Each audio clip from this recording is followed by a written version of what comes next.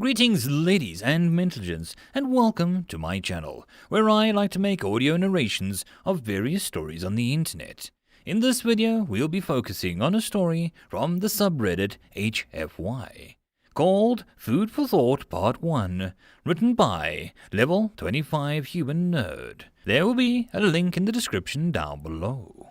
And, as always, I hope that you enjoy. I've seen and done a lot of things throughout my life. I've witnessed the sunrise on 100 different worlds. I've spilled the blood on half of them. I've shaken hands with every civilized species in this great collective that we've built together. I've loved, hated, grieved, and celebrated, and I've been condemned and praised in equal measure, both for what I have done and what I am. But no matter what I have seen and done, what I will always remember most fondly and without fail is the food. Every good thing in my life has been accompanied by food. I met my dearest friends by trying their food and sharing my own. I resolved countless arguments over a hot meal. It was the food that ultimately led to my dear wife. Food brings us together, and a good meal will warm the heart as well as the stomach. Sitting down and eating with another lets us share something good, or something terrible if you've ever eaten the Fort Obama mess hall. Food is the universal language, whether it is edible or not. Well prepared or no, food offers a glimpse into the heart of a person preparing it. So please join me in this meal and let us all come to know each other. Bon appetit. Admiral Alexander Krevnikov, retired. 10-15-2568. To say that Alex was nervous would have been an understatement. Sure, he had been through over 200 combat engagements across 3 major campaigns and 15 smaller deployments. He had survived 6 boarding actions, 5 decompression scenarios, and 1 abandoned ship. His neatly pressed uniform bore the decorations of those campaigns and operations, as well as his personal accolades. A plethora of Purple Hearts, a pair of Meritorious Service Ribbons, his Voidnaff Marksmanship Ribbon, and finally his Fleet Cross Medal.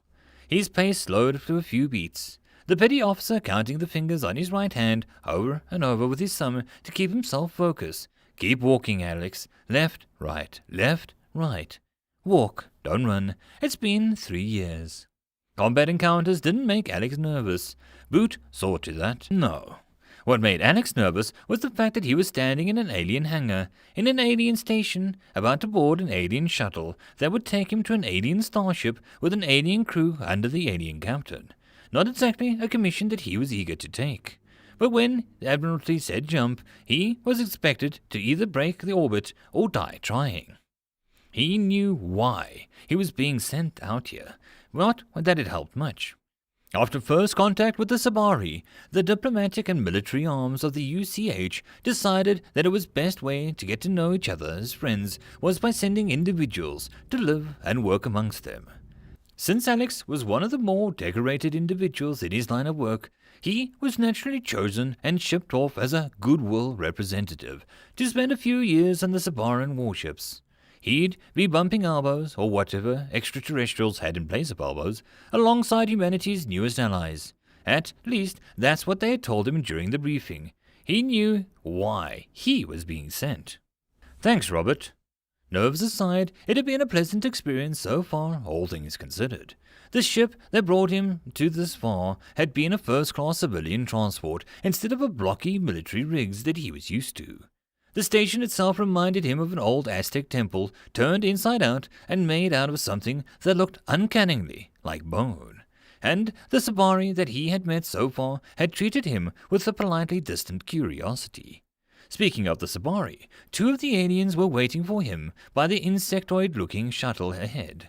Alex racked his mind for a moment, trying to remember the primer that he'd been given to study on the jump to the station.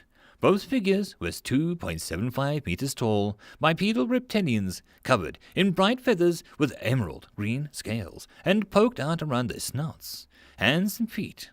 Not that you could tell with the void suits that they wore. Both aliens wore ornate gold chevrons on their right forearm, the one on the left bearing an additional pair of the gold dots under the point of theirs.